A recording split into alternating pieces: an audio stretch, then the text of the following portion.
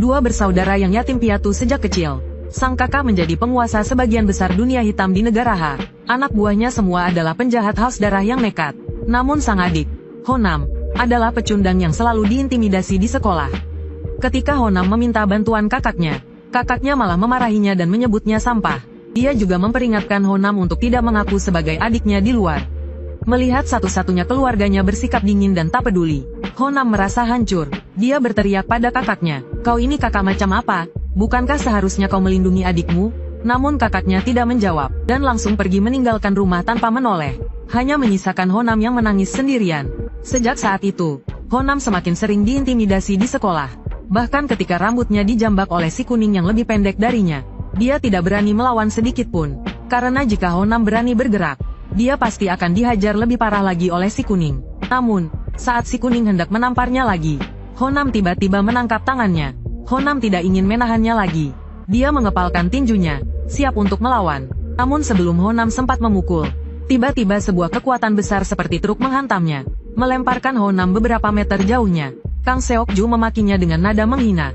"Dasar kau, mau apa kau? Mau berkelahi?" "Hah?" Sambil berkata demikian, sekelompok berandalan sekolah mengikuti Kang Seokju. Dalam beberapa detik, ruang kelas penuh sesak. Saat itu, Honam menyadari satu hal, bahwa sendirian dia tidak bisa melawan kelompok. Dan begitulah, Honam kembali dihajar oleh si kuning. Namun, malang tak dapat ditolak. Setelah dihajar, Honam menerima telepon dari nomor tak dikenal. Dari polisi, mereka mengatakan bahwa kakaknya mengalami kecelakaan. Honam bergegas ke sana, tapi sudah terlambat. Kakaknya telah meninggal dunia. Polisi menjelaskan dengan nada prihatin. Tadi malam, saat mengendarai motor di jalan raya, dia bertabrakan dengan truk seberat 5 ton. Dia masih bernyawa saja sudah keajaiban. Mendengar itu, Honam hanya merasa geli. Orang jahat yang selalu memperlakukan orang lain seperti sampah, akhirnya meninggal sia-sia karena kecelakaan motor. Honam tidak akan pernah melupakan hari itu, saat dia menangis sendirian. Memikirkan hal itu, Honam berbalik dan berkata, "Aku tidak mau jenazahnya," lalu pergi. Namun, baru saja sampai di pintu rumah sakit, polisi itu mengejarnya sambil membawa sebuah kotak. Tunggu dulu, nak. Aku mengerti. Kau pasti tidak punya uang untuk pemakaman, kan? Tapi setidaknya terimalah barang-barang milik kakakmu." Kemudian, di hadapan Honam yang kebingungan, polisi itu memberikan kotak berisi barang-barang milik kakaknya. Saat itu, Honam belum tahu bahwa di dalam kotak itu terdapat sesuatu yang akan mengubah takdirnya. Setelah itu, Honam membawa kotak itu ke tepi sungai. Melihat barang-barang peninggalan kakaknya, meskipun mulutnya mengomel, "Kakak gila," air matanya tak terbendung. Tiba-tiba, terdengar suara notifikasi pesan masuk dari dalam kotak. Honam mencari sumber suara itu. Dia menemukan layar ponsel kakaknya pecah, tetapi masih bisa digunakan. Honam melihat orang yang mengirim pesan memanggil kakaknya bos. Didorong rasa penasaran, dia membuka kunci layar ponsel dengan ingatannya. Dia segera memeriksa pesan yang baru saja diterima. Tanpa diduga, dia menemukan sebuah pesan tentang Kang Seokjo. Teringat kejadian pagi hari di mana dia menghajar Seokjo. Honam tanpa sadar membukanya. Dia juga membalas pesan itu. "Kang Seokjo itu sampah. Habisi dia berapa kali pun tak cukup." Namun, Honam baru menyadari bahwa balasannya tadi terkirim di grup. Tapi Honam tidak terlalu memikirkannya. Malah, dia menyuruh mereka semua berkumpul. Honam berencana saat mereka datang, dia akan langsung memanggil polisi untuk menangkap mereka. Tapi saat itu, si rambut kuning muncul entah dari mana. "Bocah tengik, ngapain sendirian di sini?" Sambil bicara, rambut kuning memperhatikan barang peninggalan kakak Honam. Tanpa pikir panjang, dia membuang semua isi kotak itu ke sungai. Selesai, dia memasang ekspresi menyebalkan untuk memprovokasi Honam. Akhirnya, Honam tak tahan dan menyerangnya.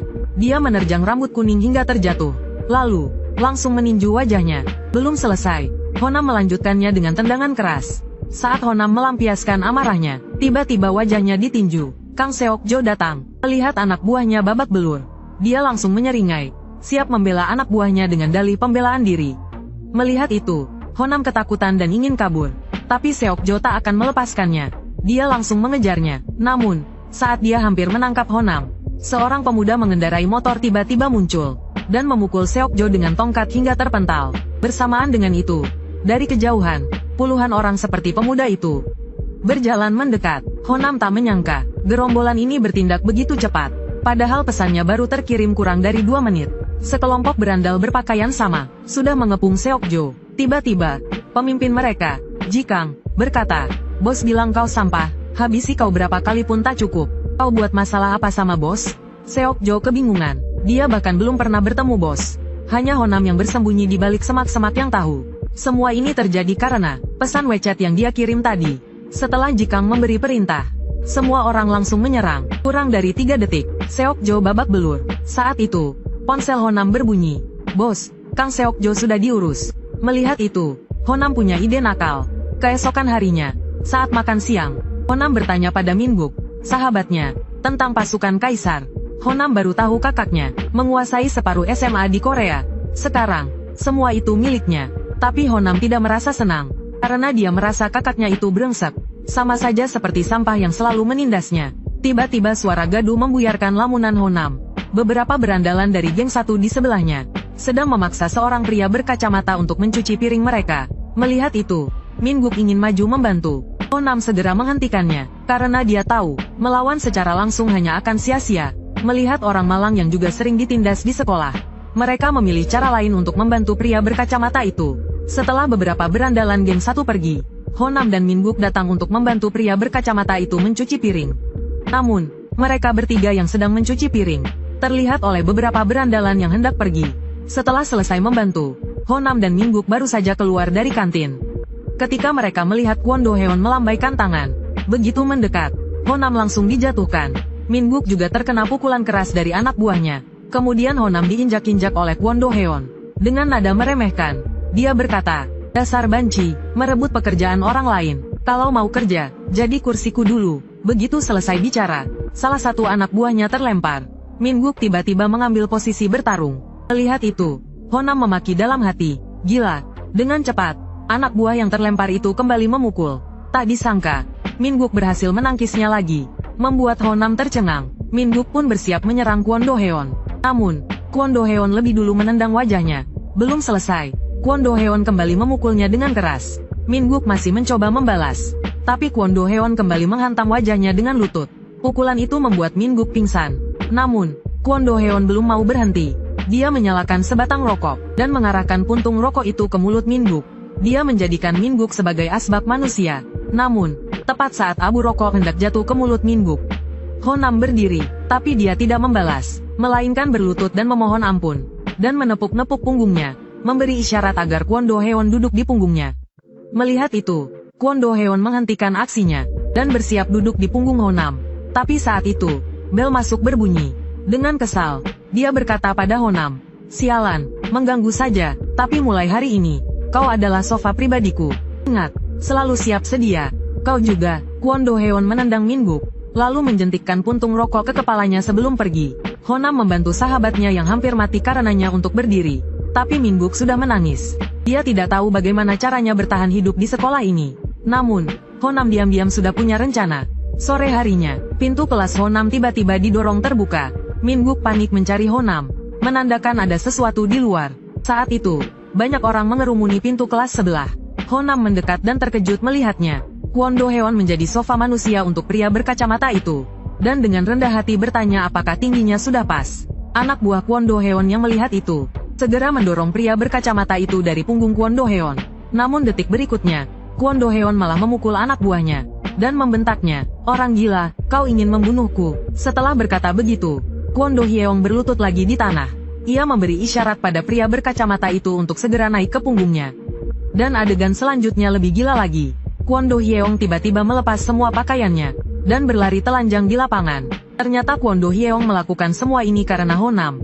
Siang harinya, Honam mengirim pesan kepada anak buahnya menggunakan ponsel kakaknya. Setelah itu, orang-orang dari geng Kaisar hanya butuh beberapa menit untuk menghajar Kwon Do Hyung hingga babak belur. Yang lebih mengerikan adalah pesan yang Honam kirimkan saat itu. Hanya beberapa kata saja. Saat ini, Honam akhirnya menyadari betapa menakutkannya geng Kaisar milik kakaknya. Honam juga berencana untuk memanfaatkan mereka dengan baik. Ia akan menyuruh mereka menghabisi satu persatu semua berandalan sekolah yang pernah menindasnya. Begitulah, dalam waktu 1 minggu, 3 atau 4 berandalan kelas 1 di sekolah diam-diam dihajar oleh geng Kaisar.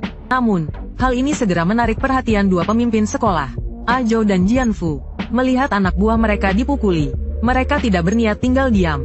Ajo menganalisis, belakangan ini, yang diserang adalah anak buah kelas 1. Pasti ada dendam pribadi.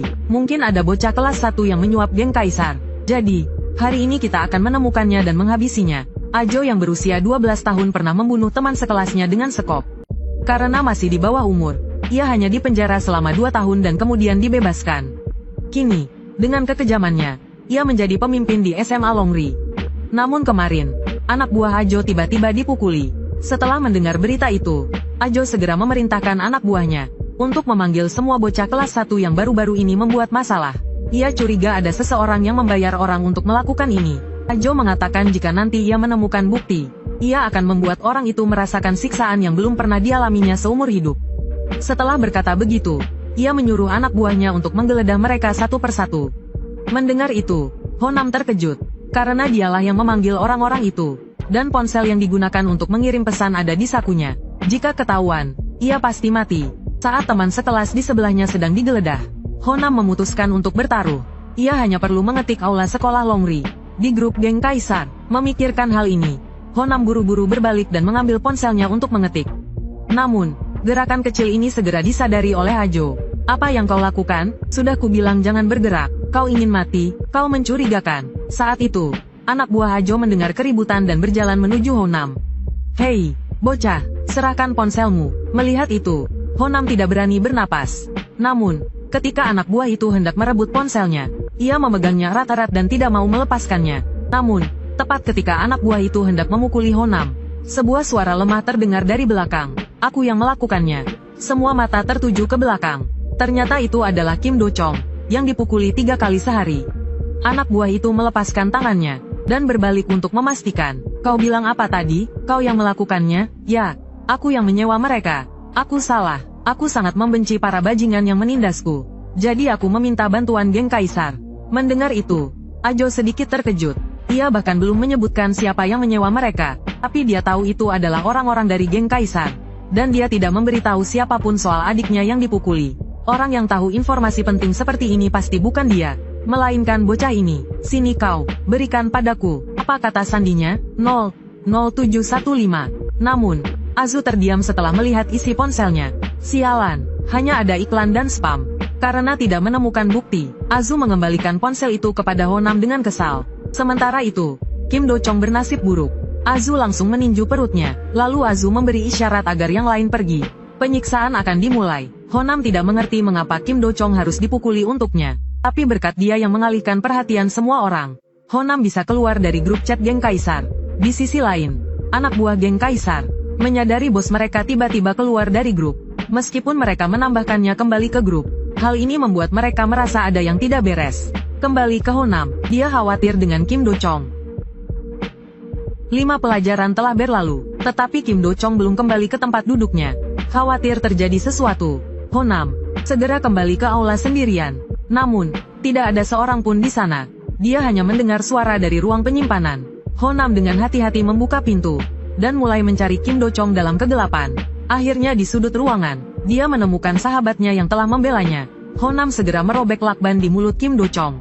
Bangun, kau baik-baik saja? Kenapa kau kesini? Kau tidak boleh di sini.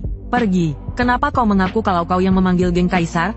Padahal bukan kau yang melakukannya. Memang aku yang melakukannya. Ternyata kau cukup kaya. Ya, bahkan bisa melakukan hal seperti ini. Hebat. Jadi bagaimana kau tahu? Sebenarnya, pada hari Kwon Do Heon bertingkah aneh. Aku mendengarmu berbicara sendiri di atap. Ditambah dengan kejadian hari ini, aku semakin yakin kaulah yang menyuruh geng kaisar untuk membantu. Mendengar ini, Honam merasa sedih.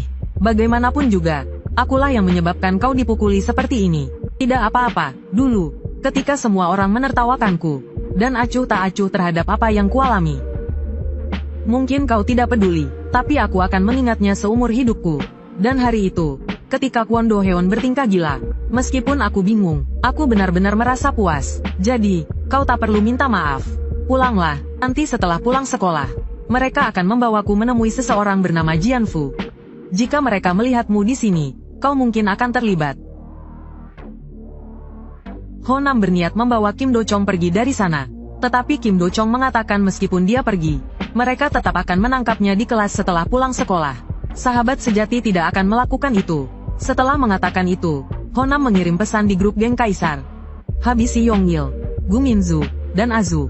Sekarang juga, kemudian, Saat Azu sedang tidur di kelas, tiba-tiba muncul beberapa bayangan di belakangnya. Geng Kaisar datang. Guru masih mengajar di depan kelas, tetapi para siswa di bawah berkelahi.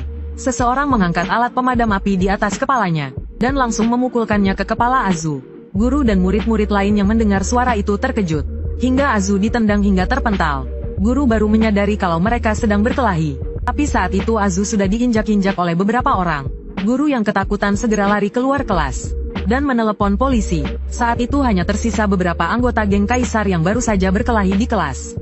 Hanya dalam 1 atau 2 menit, wajah Azu sudah babak belur.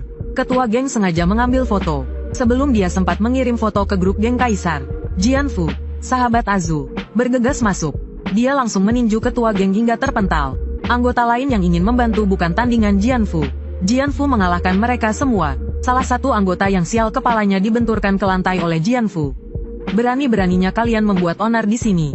Sok jagoan, geng Kaisar. Namun, Jianfu baru saja selesai berbicara. Dia dicekik oleh salah satu anggota geng. Siapa ini? Keadaan mulai berpihak pada geng Kaisar. Alat pemadam api diangkat lagi. Tapi hasil akhirnya adalah, Jianfu sendirian mengalahkan semua anggota geng Kaisar. Kemudian polisi datang, dan menangkap semua anggota geng Kaisar yang terlibat perkelahian. Tentu saja, Jianfu juga ditangkap. Tapi sebagai jagoan SMA Longri, saat meninggalkan sekolah, semua adik kelasnya berlari untuk melepas kepergiannya. Apa maksud geng Kaisar sialan itu?